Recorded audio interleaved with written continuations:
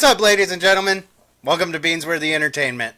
In this video, we're going to go over the Thursday night football game for Week 8 of the 2023 NFL season.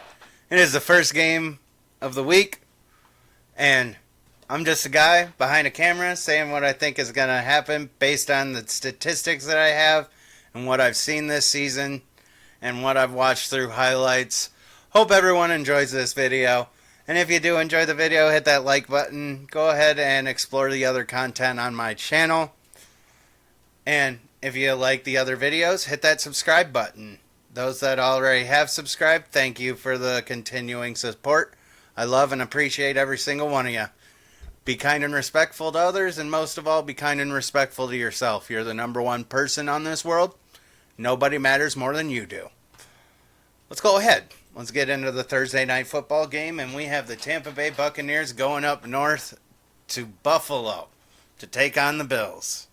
Now, the Buffalo Buccaneers slid down the power rankings a little bit. They are ranked number 17 on the power rankings. They are 3-3 and second in the NFC South. Buffalo Bills, they are ranked number 9. They are 4-3 and second in the AFC East. As usual, we're going to dive into the numbers first off. And with the Buccaneers, we have 297.7 total yards per game. That is 29th in the league. Not doing too hot with the altogether offensive yardage, but 219.8 passing yards per game. They are 15th in the league there, so they are being able to pass the ball. I love watching Baker Mayfield this season. Just wish that the Browns would have been a little bit more patient with him, but you live with what you get. The Buccaneers have 77.8 rushing yards per game, and that is 29th in the league. So, they're not really doing too good at running the ball this year. They've got 9 touchdowns, and 8 of them are receiving touchdowns. They've only got 1 rushing touchdown. They've scored 54 points on offense, and that offensive line has only allowed 8 sacks. Moving along, we'll go over to the Buffalo Bills side, and the Buffalo Bills, they are doing pretty good at offense this year. Josh Allen's inconsistencies again, gonna bring that up. They have 369.7 total yards per game. That is 5th in the league. They have 356.9 passing yards per game. That is 6th in the league. 112.9 rushing yards per game. Or I think that was supposed to be 256. My bad. 256 passing yards per game. Mistyped. But 112.9 rushing yards per game for 14th in the league. I just noticed that because my math was off. And the Buffalo Bills, they've scored 32 touchdowns. Or 33 touchdowns. Or 23. My bad, everybody, but we're going to keep that in there. 23 touchdowns, 15 receiving, 8 rushing touchdowns. The Bills have scored 138 points this year, and they've only allowed 10 sacks. So both of these offensive lines are good at protecting their quarterback. Going over to the turnovers, the Buccaneers, they've given up 4 interceptions and 2 fumbles. The Buffalo Bills offense, they've given up 7 interceptions and 4 fumbles. So turnover-wise, the Buccaneers look a little bit better. Going on to the defense, the Buccaneers side, they have allowed 342.5 total yards per game. That is 20th in the league. They've also allowed 246.7 passing yards per game for 27th in the league. But they bring it back and they only allow 95.8 rushing yards per game. So that's 10th in the league. Doing pretty good there. They've only allowed 9 touchdowns this year, 6 receiving and 3 rushing touchdowns. So 54 points allowed. They've allowed the same exact amount of points that they have scored. So that is the reason why they're in the situation that they're in. Over on the Buffalo Bills side, the Buccaneers defense has gotten 16 sacks. So nothing really spectacular to look at there, but they are getting to the quarterback and they're producing pressure. So that's good for them. On the Buffalo Bills side for the defense, they have allowed 329.6 total yards per game. That is 14th in the league. They've allowed 201.3 passing yards per game, and that is 10th in the league. Allowed 128.3 rushing yards per game, that is 23rd in the league. They've only allowed 11 touchdowns, 6 receiving and 5 rushing, 66 points allowed, and they've got 25 sacks for the year on that defense. Turnover-wise, the Buffalo Bills have 8 interceptions and 6 fumbles on defense. One of those interceptions has been returned for a touchdown. And then the Buccaneers side, they've got 6 interceptions that they've grabbed and 7 fumbles. And they also have a pick 6. So, looking at those numbers, the turnover differential for the Buccaneers is +7. And then for the Bills, it's +3. Both kickers are doing pretty good. Buccaneers kickers only missed 1 field goal out of 12 attempts. Bills, on the other hand, 22 for 22 for extra points, but these on 13 attempts. Tyler Bass. I can actually remember a kicker's name this time. It's rare. But Tyler Bass, he's missed 3 of those. They've got 52 points from Tyler Bass. Buccaneers, they've got 41 points from their kicker. So, not too bad. Let's go into the stat leaders for these teams. And on the Buccaneers side, we have Baker Mayfield, Rachaad White, and Mike Evans. The Bills, we've got Josh Allen, James Cook, and Stephon Diggs. Let's dive into the quarterbacks. Baker Mayfield is 133 completions on 204 attempts, 1,363 yards, 8 touchdowns, and 4 interceptions. So he's got a 2-to-1 touchdown to interception ratio. I like that. Josh Allen, he's 174 completions on 246 attempts, 1,841 yards, and he has 15 touchdowns, 7 interceptions. So, kind of the same, but producing a lot more over with Josh Allen when you're going to compare Baker Mayfield and Josh Allen for this matchup. The running backs, we got Rachaad White that has 83 carries for 266 yards and 1 touchdown. James Cook has 88 carries for 419 yards and 1 touchdown. The receivers, Mike Evans, he's got 30 catches, 468 yards, and 4 touchdowns this year. Stephon Diggs, he's got 55 catches, 678 yards, and 6 touchdowns on the year. So, good stats from both teams, and after reading through all of this, I feel like this is going to be a really good game tonight, folks.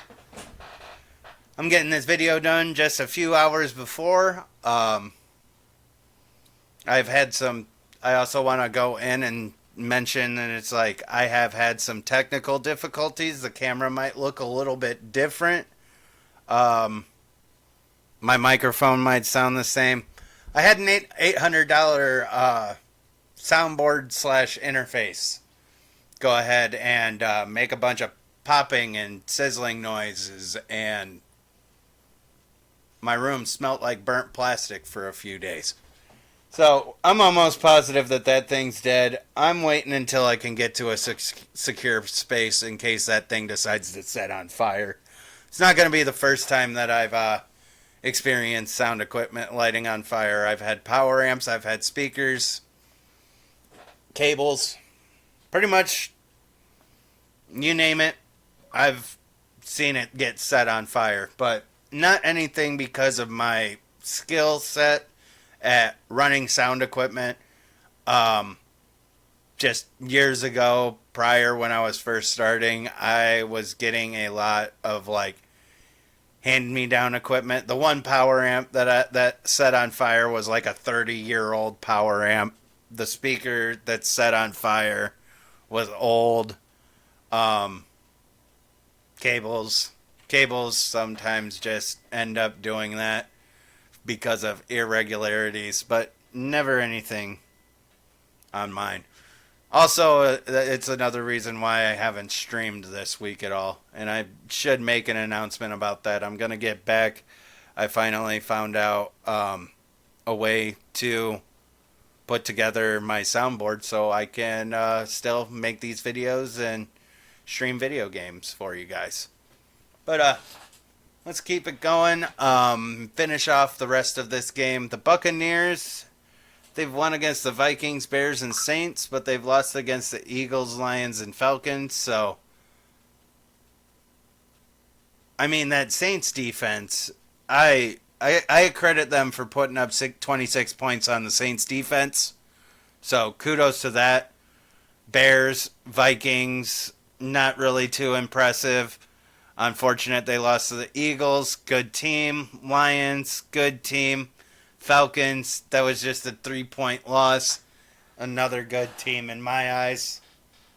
They're just developing. The Falcons are developing, and eventually they'll get it locked in down there. It was unfortunate that Bijan had to sit out the game because of the fact that he wasn't feeling well. Over on the Bills side, the Bills, they took that unfortunate week 1 loss to the Jets. They lost to the Jaguars over in London. And they just took a brutal loss to the Patriots that kind of just goes to show about the fact that Josh Allen just wasn't on that game. I'm not going to necessarily give massive credit. I will give credit for the win because, again, a win is a win. Congratulations on beating the Bills, Patriots. Bill Belichick, all you guys, congratulations. But I don't think this was like the Giants that almost beat them. I just feel like there's certain things in this team, and that I've also got them on my tier list to make it to the playoffs but get knocked out in the first round. And that's just because of the inconsistencies. I could be proven wrong. Go ahead and put your comments in on the video. Let's see what everybody thinks. I'm open to discussion, and I'll reach back out to you guys. Just give me time, and I'll go through and I'll read it. Moving forward. Only a couple more things left. Got the injuries. Kayvon Merriweather and Matt Feller are out for the Buccaneers. Chris Godwin, Baker Mayfield, and Vita Vea are questionable, but I was seeing places that Baker Mayfield is good to go.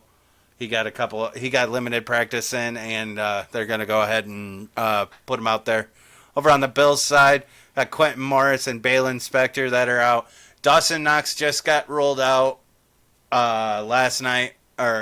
yesterday at some point, but Dawson Knox is out, so if you have Dawson Knox in your fantasy league, do not start him. Ed Oliver, the nose tackle, he is questionable, so we'll see what happens to him.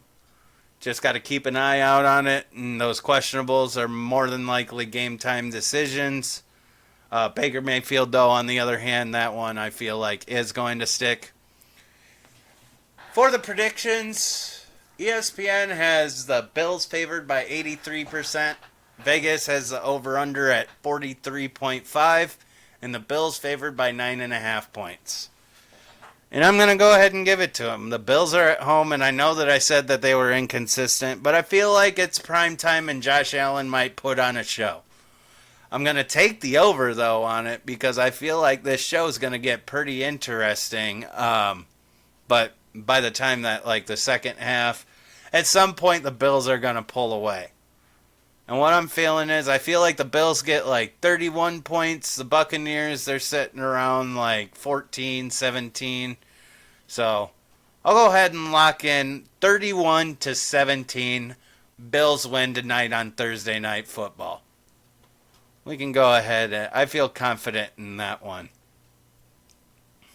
Just got to double check and go through all of this and make sure we got everything. Yep, we got the turnovers, the sacks, the defensive touchdowns, kicker, stat leader.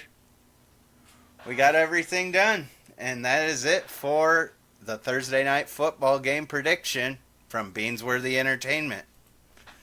I'd like to thank you guys for watching these videos. I appreciate it a lot. Hope everyone enjoyed this video. Again, hit that like button if you had fun watching. Explore the other content on my channel and hit the subscribe button if you enjoy the content. All those that have already hit subscribe, again, thank you. Hope everyone has a good day. Be kind and respectful to others, and most of all, be kind and respectful to yourself. You're the number one person on this world. Nobody matters more than you do. See you guys next time. Thanks for watching.